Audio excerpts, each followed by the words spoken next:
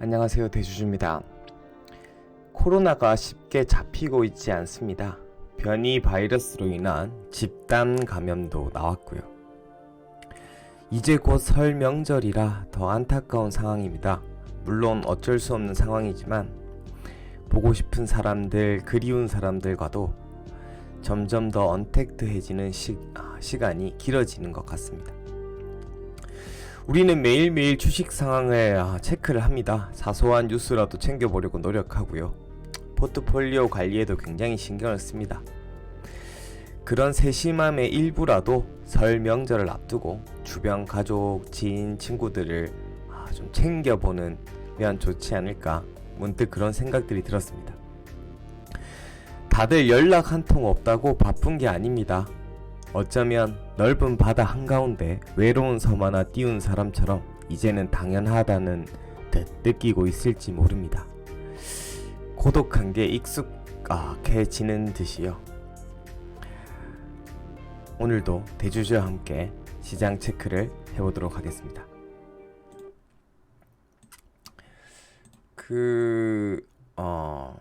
오늘도 시장의 흐름들을 한번 체크해 보겠습니다. 오늘 우리 시장이 좀 조정이 좀 크게 나왔습니다. 나름 오늘 조정이 좀 깊었습니다. 특히 코스피를 중심으로. 근데 우리 시장 끝나자마자 지금 나스닥 선물이랑 S&P 500 지수가 상승으로 반전했습니다. 아마 내일 이 분위기대로라면 내일은 좀 반등이 나오지 않을까 싶습니다. 근데 이제 여러분들 저번에 제가 채권을 한번 알려드린 적이 있는데 지금 약간 나스닥이랑 지금 글로벌, 미국도 마찬가지고 미국의 영향을 우리가 받으니까 이 성장 섹터들이 한 번씩 주춤할 때마다 계속 연결고리로 이 채권 스프레드나 금리를 봐야 됩니다. 어제도 미국 나스닥, 특히 나스닥이 러셀에 대비해서 나스닥이 어제 좀 약하고 성장 테크 종목들 중심으로 조정이 좀 컸던 거는 어제 미국의 10년물 금리, 2년물 금리에 대한 반등 흐름들이 좀 나왔습니다. 이게 왜 채권이랑 주식시장이 연동이 크냐면 우리 지금 주식시장 해봤자 외국인이 하루에 3천억, 1조 이런 단위지 않습니까? 글로벌적으로도. 근데 채권은 저번에도 말씀드렸듯이 연간 1조 달러 이런 겁니다. 천조입니다, 천조. 근데 이제 이 채권의 금리가 오르면 채권의 가격이 떨어지지 않습니까? 근데 이제 글로벌의 유동성의 자금들이 실질적으로 어떤 큰 자금들, 절대 잃지 않아야 되는 자금들은 채권 시장으로 많이 가 있는데요. 채권은 이제 담보 비율이 95%까지 나옵니다. 그러니까 채권의 금리가 올라가면 가격이 떨어지니까. 근데 금리가 떨어져야지 채권 가격이 올라가지 않습니까? 그러니까 채권 가격이 좋을 것 같다고 하면 채권에 투자하고 그걸 담보로 또 채권을 사기도 하지만 그 채권을 담보로 한 유동성 자금들이 패시브 형태로 아시아 이머징이나 주식시장에도 잠깐 올라왔다가 또 나가기도 하고 이러는데, 아무튼 이 채권 시장, 채권 가격들이 좀 올라간다 했을 때에 주식시장의 유동성 공급이랑 연결고리가 있고, 그렇게 유동성이 들어온 자금들은 보통 이제 지금 흐름이 좋은 테크 섹터 위주로 좀 들어가는 경우들이 많아요. 근데 이제 지금 금리가 조금 올라간다고 하니까 그동안 이제 글로벌 유동성의 기반이 됐던, 이게 다가 아닙니다만 기반이 됐던 채권 가격이 좀 떨어지면서 채권을 이제 팔게 되고, 그러면서 연결고리로 잡혀있는 담보로 잡혀 있어서 들어왔던 유동성들이 일부 조금 빠져나가는 그런 자극들의 흐름들이 좀 보인다, 이렇게 해석할 수 있는 겁니다. 그러니까 지금 이런 얘기들이 계속 나오죠. 미국채 10년물 금리가 조금 올랐다. 경기 상승과 인플레이션 전조. 이러면 이제 약간 성장 테크주들이 조금 조정을 받으면서 미국으로 치면 러셀 지수, 우리로 치면 내수주나 은행주나 요런 시크리컬 쪽이나 요런 쪽들이 이제 오히려 시장의 수급이 좀 들어가는 요런 약간의 연결고리 흐름들이 있습니다. 그래서 지금 이제 시장의 지수를 예측하는 것이 여러 가지가 있습니다. 국내로 보면 외국인의 선물 포지션도 있고, 그 다음에 여러 가지 지금 공매도 얘기도 있고 여러 가지 얘기가들이 있겠지만, 이 미국채나 금리에 따라서 시장의 돈의 흐름들이 어떻게 가는지도 주식시장에 영향을 미치고 있기 때문에, 또 관심을 가지고 계속 보신다면 경제 흐름들이 조금 더 선명하게 보일 수 있다고 생각됩니다. 오늘 이제 이슈가 되는 것들 좀 체크해 볼 텐데, 이 테슬라에 이어서 이 뭐 아마존 CEO를 내려놓는 이유를 우주 사업에 집중하려고. 그러니까 지금 우주가 와 이게 엄청나게 판이 커집니다 다시. 그러니까 오늘도 국내 지금 우주 관련주들 제가 저번에 한번 말씀을 드렸어요. 위성 관련주들 소개시켜드리면서 그나마 그때 AP 위성이라는 종목이 그나마 그래도 내용이 있는 중소형주 중에 하나였는데 이렇게 급등을 해버렸고 뭐 제가 그때도 항공우주 이런 종목들이 밸류에이션이 그래도 싸다 그때만 해도 이렇게 한 3만원 초반대인가 그랬어요. 제가 처음 한 1, 2주 전에 영상 소개할 때만 해도 뭐 퍼가 16배밖에 안 된다 이랬는데 이제 퍼가 한 20배 이상 올라가 버렸습니다. 뭐 하나 에어로패스도 마찬가지고요. 그 흐름에 뭐 한컴 위드도 뭐 굉장히 최근에 흐름들이 계속 좋고요. 왜냐하면 뭐 UAM이나 뭐 가상화폐나 인공위성이나 뭐 이런 시장의 그 핫 키워드들이 한컴 위드랑 계속 연결이 되니까 한컴 위드가 좀 강한 모습이고 상대적으로 한컴 MDS는 뭐 사실은 인스페이스 인수에도 한컴 위드의 지분만큼 참여도 하고 그 사실상 인스페이스의 어떤 그 비즈니스에서 한컴 MDS의 뭐 통신 비즈니스라든지 IoT 뭐 기술 이런 것들이 이제 같이 이제 접목이 될 텐데도 아직 시장의 어떤 인식이라는 것이 지금 위드 중심으로 좀 쏠려 있어서 상대적으로 한컴 MDS가 좀 덜 좀 관심을 받고 있는 것 같습니다. 아무튼 뭐 한컴 위드나 MDS도 굉장히 지금 여러 가지 모멘텀이 좀 좋은 상황인 것 같고요. 요런 뉴스들도 오늘 좀 나왔더라고요. 차 이어 디스플레이 반도체도 기하신 모습. 요새 그 뉴스량이 디스플레이 쪽 업종이 좀 살아나고 있다. 뭐 이런 뉴스들 많이 나옵니다. 근데 이제 디스플레이 섹터 자체도 좋지만 요새 뭐 잘 되니까 디스플레이에도 반도체가 들어갑니다. 이 반도체가 뭐냐 하면 얼마 전에 제가 소개드린 그 보세요. 이 디스플레이에 쓰이는 이런 반도체가 DDI나 뭐 이런 디스플레이 기업마다 DDI를 확보하려고. 이게 이제 DDI라는 것이 시스템 반도체의 한 영역입니다. 이 DDI를 확보하기 위해서 지금 뭐 배정 물량을 재조정했다느니 여러 가지 얘기들이 있습니다.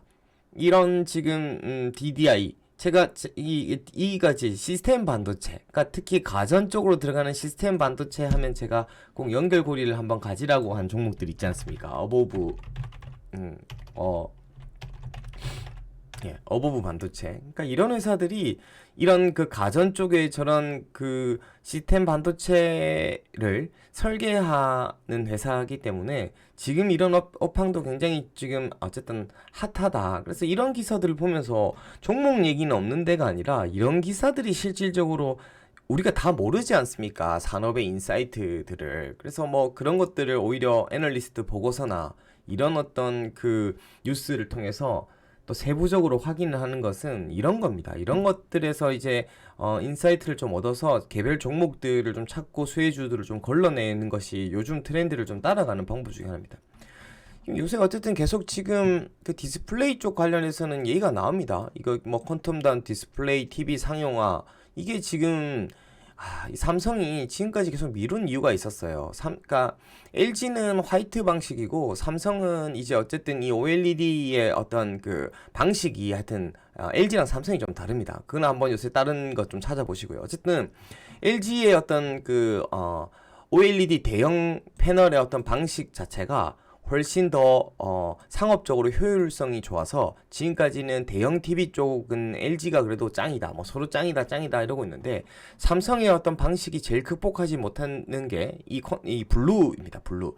삼성의 방식은 이 블루 필터의 수명이 너무 뭐 10년, 그러니까 TV는 기본적으로 수명이 10년을 가야 되는데 삼성의 기존의 이 대형 패널의 방식은 이 블루 필터 쪽에 어떤 수명의 문제의 이슈들이 있었어요. 근데 어쨌든 이런 것들을 지금 블루 필터 뭐 유기 발광 다이오드 위에 컨텀답, 근데 여 위에다가 뭐 컨텀답을 해서 컬러 필터를 넣어가지고 색 재현성도 높이고 수명도 이제 올린다. 어쨌든 이런 방법들이 기술적으로는 예전에도 됐는데 이것들이 이제 상용화 되기 위해서는 상용화 돼야지 가격 경쟁력이 있으니까요.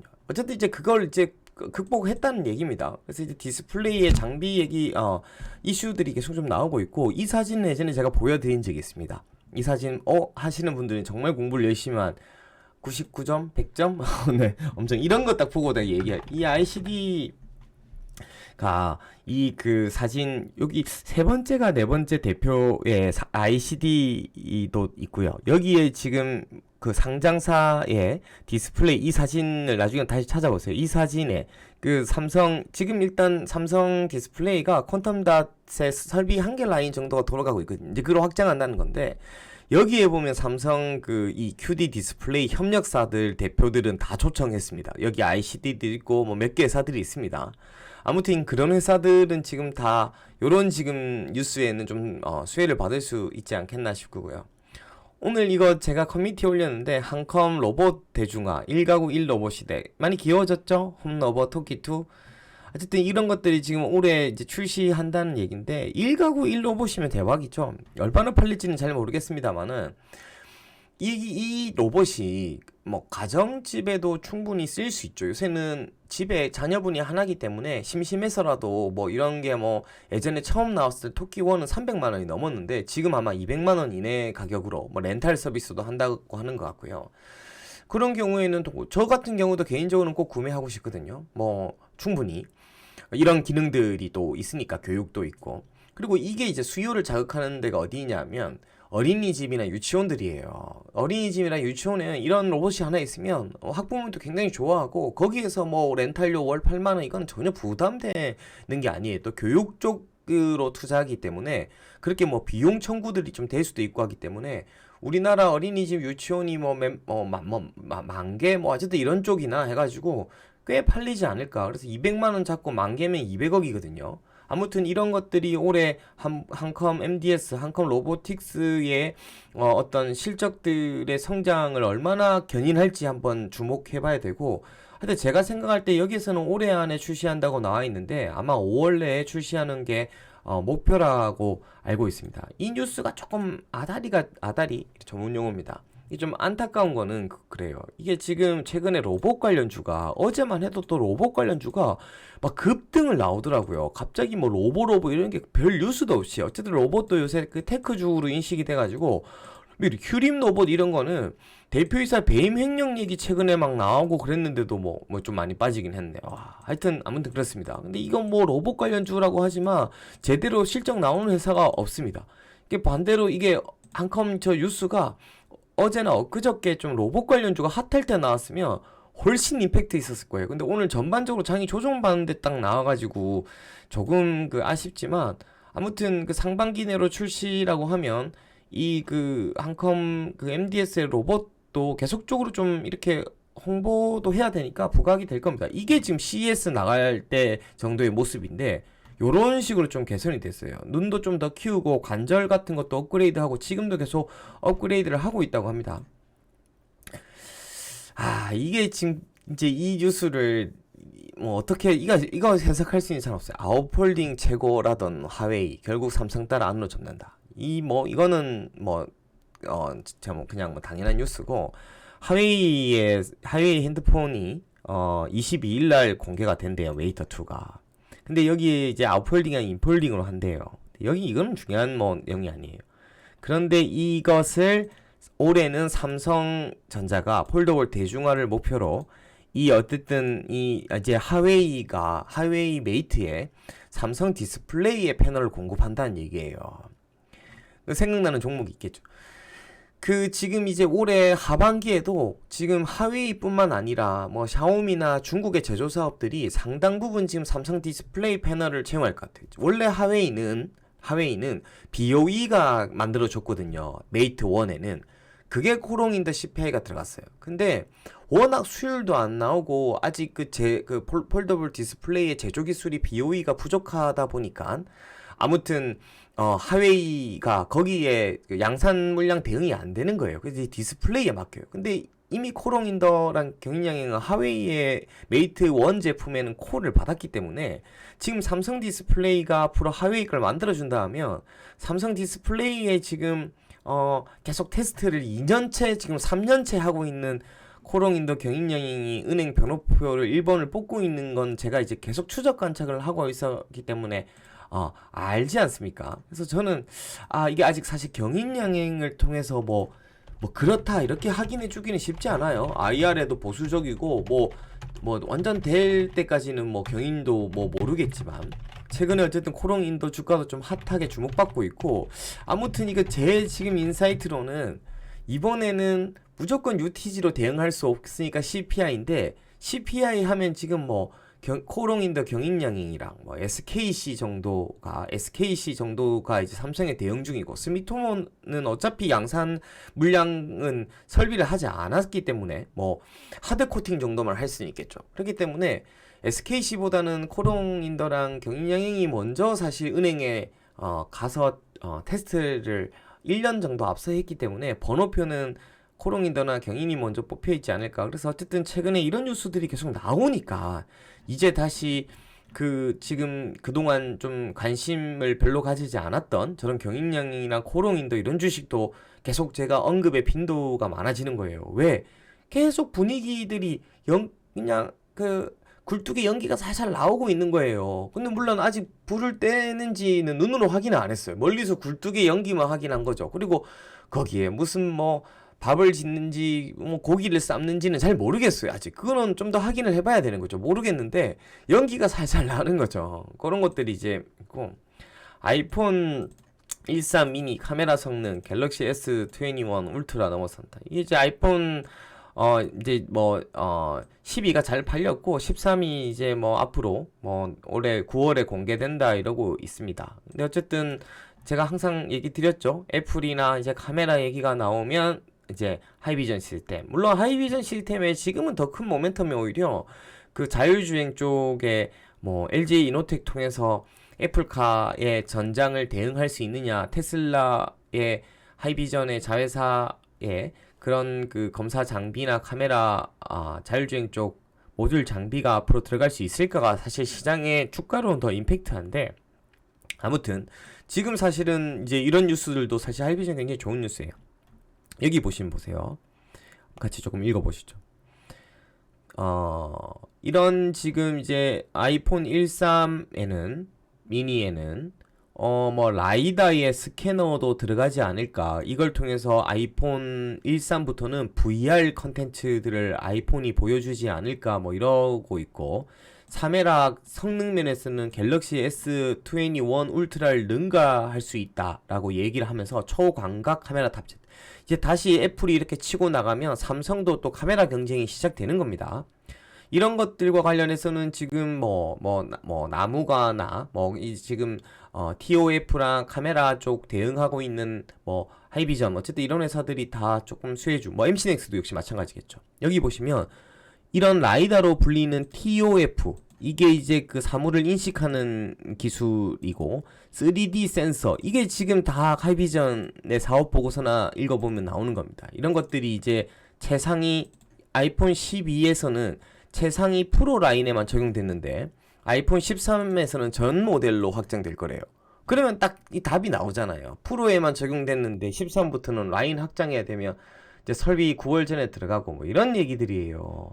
이런 기사들이 이렇게 전자신문을 통해서 툭 나왔다가 나중에 이제 좀 더 이 제가 얘기한 포인트가 부각돼서 보고서가 나오거나 뭐 누가 수혜주니, 아니면 포인트가 부각돼서 또 뉴스가 재탕, 쓰리탕, 포탕으로 계속 이렇게 나오는 거예요. 그러니까 뉴스라는 게 처음에 어떻게든 이런 전문 신문이나 이런 데에서 좀 이렇게 세부적으로 나온 뉴스들, 근데 이제 우리가 얼핏 봤을 때는 뭐 종목 얘기도 없고 이런 뉴스들에는 그냥 칙 지나가잖아요. 뭐 잘 팔린다는구나, 뭐 카메라는 좋아지겠지.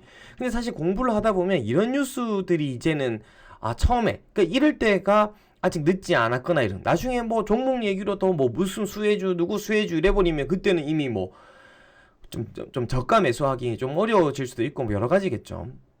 아무튼 뉴스들을 계속 그 깊이 있게 보고 거기에 연결고리를 짓는 훈련들, 물론 그것도 기본적으로 기업의 보고서라든지 그 기업들의 어떤 면면들에 대해서 여러 기업들을 공부한 이력들이 좀 쌓여야지 가능한 거기 때문에 어느 정도는 계속 노력하고 계시다면 시간이 해결해 줄 거라고 생각이 듭니다. 아무튼 뭐 한 이틀 동안은 그 밤에 이렇게 여러분들을 만날 수 없었는데 다시 이제 저녁에 업로드를 하고, 뭐 내일도 별 일정이 없으니까 업로드를 하고, 토요일 날은 또 라이브 방송이 예정이 되어 있으니까 또 그때 또 뵙도록 하겠습니다. 이상 대주였습니다. 감사합니다.